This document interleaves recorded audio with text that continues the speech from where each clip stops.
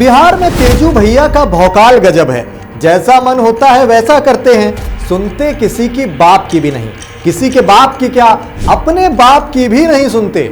बिहार चुनावों का शोर है आजकल। इस बीच तेज प्रताप यादव ने हमेशा की तरह एक बार फिर बड़ा खेला कर दिया है, जिससे समूची लालू फैमिली की टेंशन एक बार फिर बढ़ गई है।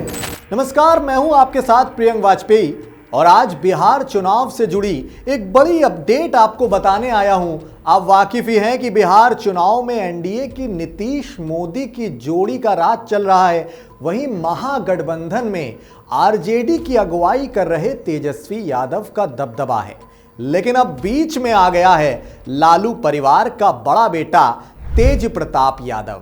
क्या ये भाई बनाम भाई की जंग बिहार की सियासत को नया मोड़ देने वाली है? आइए स्टेप बाय स्टेप समझते हैं पूरी कहानी आसान शब्दों में, बिना किसी लाग लपेट के।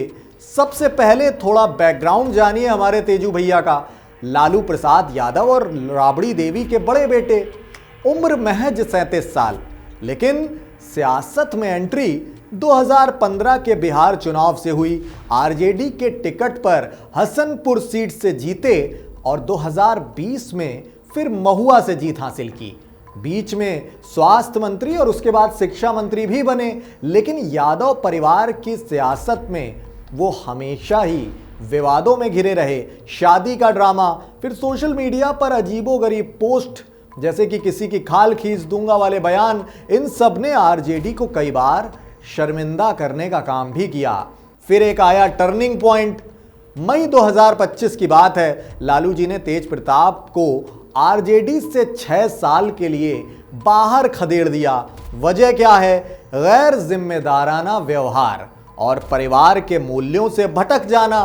सोशल मीडिया पर एक लड़की के साथ रिलेशनशिप का पोस्ट वायरल हुआ, जिसे बाद में सफाई देते हुए लीपापोती करते हुए तेज प्रताप यादव ने इसे हैक बता दिया था। लेकिन सच्चाई सब जान चुके थे। यहां पर लालू जी माने नहीं, परिवार से भी दूरी हो गई। बहन रोहिणी आचार्य ने एक्स पर तेजस्वी और आरजेडी को अनफॉलो कर दिया उनके समर्थन में। लगता है अब फिलहाल लालू परिवार में एक बार फिर दरारें साफ दिखने लगी हैं।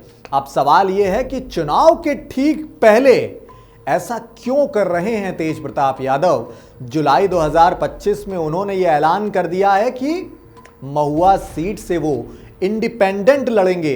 उन्होंने कहा है कि चाचा नीतीश कुमार दोबारा सीएम नहीं बनेंगे। लेकिन यह तो शुरुआत थी। अगस्त में उन्होंने 5 छोटी पार्टियों का गठबंधन बनाया। विकास वंचित इंसान पार्टी समेत तमाम दल उन्होंने जोड़े। नाम रखा बिहार अलायंस। बोले कि सोशल जस्टिस और बिहार का पूरा बदलाव लेकर हम अकेले आएंगे। राम मनोहर लोहिया, कर्पूरी ठाकुर जैसे नेताओं के आदर्शों का हवाला भी दिया और साथ में अपने भाई तेजस्वी की दबे कुचले स्वर में बुराइयां भी शुरू कर दी। लेकिन असली धमाका तो 25 सितंबर को हुआ। एक्स पर एक पोस्ट शेयर किया उन्होंने। नई पार्टी का नाम रख दिया है जनशक्ति जनता दल, यानी कि जेजेडी। खुद को नेशनल प्रेसिडेंट अब बता रहे हैं अलग अलग प्रेस कॉन्फ्रेंस में, अलग अलग पत्रकारों के बीच। चुनाव चिन्ह क्या है? Black board. हाँ, वही स्कूल वाला बोर्ड जो शिक्षा का प्रतीक है। पोस्टर में महात्मा गांधी, BR अंबेडकर, लोहिया, जेपी और कर्पूरी ठाकुर की तस्वीरें लगा रखी हैं।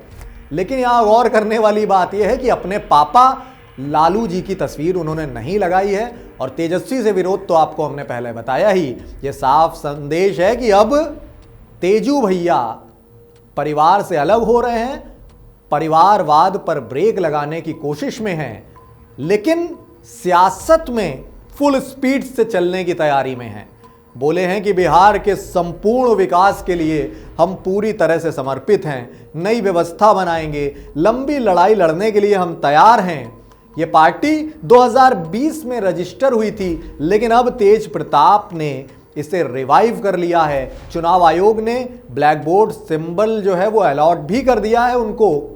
महुआ से लड़ने का प्लान तेज प्रताप यादव पूरी तरह से पक्का कर चुके हैं। सोशल मीडिया पर टीम तेज प्रताप यादव एक पेज भी बना रखा है रातों रात वहां पर लाखों सब्सक्राइबर भी आ चुके हैं। एक व्लॉग का भी चैनल है उनका, LR व्लॉग, उस पर अपनी ज़िंदगी शेयर करते रहते हैं।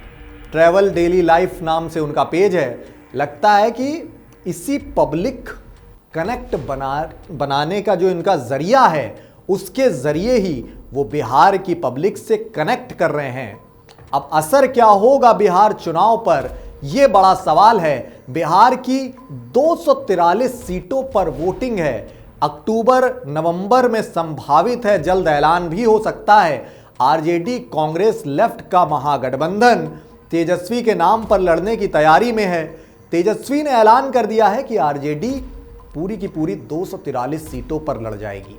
कांग्रेस को सिर्फ 20 या 40 सीटें के बीच में मिलने का ही अनुमान है, वो भी बहुत ज़्यादा मुश्किल लग रहा है इस बार मौजूदा सियासी परिदृश्य देखते हुए। लेकिन तेज प्रताप का जेजेडी जो नया दल है, वो कहाँ बैठेगा? ये यादव वोट बैंक को काट पाएगा क्या? आरजेडी को 10-15 सीटों का नुकसान कर सकता है, ऐसा सियासी जानकार आकलन कर रहे हैं। खासकर वैशाली और आसपास की जो सीटें हैं।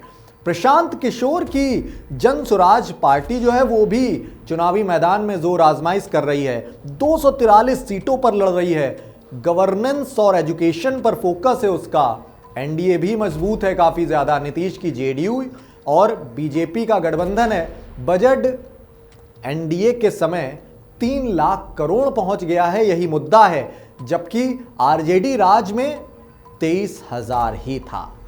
लेकिन अचानक से तेज प्रताप की जो एंट्री है, ये फैमिली फ्यूजन को एक चुनावी ड्रामा बना सकती है। क्या तेज प्रताप अपना बदला लेने की तैयारी में है अपने ही पापा और अपने ही भाई से, या फिर सिर्फ खुद को और आरजेडी को और कमजोर करने का काम करेंगे? तेज प्रताप की मौजूदा स्थिति क्या है, ये जो अलग अलग सियासी जानकारों का अगर दावा माना जाए तो वो पूरी तरह से बिहार में अकेले पड़े हुए हैं। लेकिन अलग अलग प्रेस कॉन्फ्रेंस में वो काफ़ी ज़्यादा आत्मविश्वासी नज़र आ रहे हैं, काफ़ी ज़्यादा कॉन्फिडेंट नज़र आ रहे हैं।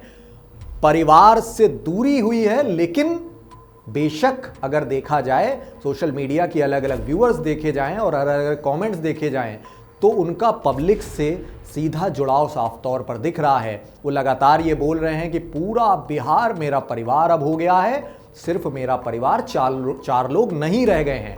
अगर महुआ जीत गए तो तेज प्रताप यादव की एक ये सक्सेसफुल कमबैक स्टोरी भी बन जाएगी। लेकिन चैलेंज बहुत बड़ा है। बीजेपी और जेडीयू का एक बहुत बड़ा तेज प्रताप यादव के सामने मजबूत किला है, और साथ में साइकोलॉजिकल प्रेशर जो है वो तेजस्वी उनके भाई लगातार क्रिएट कर रहे हैं।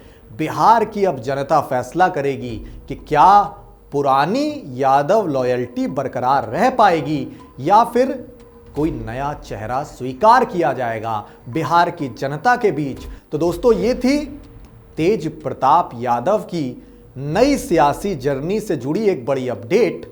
फिलहाल दोस्तों, तेज प्रताप यादव की ऐसी तमाम गतिविधियों को लेकर आप क्या नजरिया रखते हैं?